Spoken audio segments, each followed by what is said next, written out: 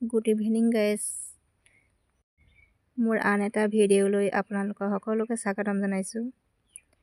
এয়া আজি আমি ৰাতি পুৰি খাওঁ বুলি এইফালে আটাখিনি মই মাৰি আছোঁ।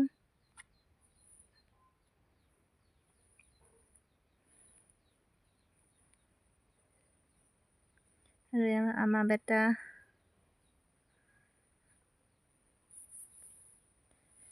মানে বাহিৰতে জুই জ্বলাই পিনি তাতে পুৰিব লৈছোঁ।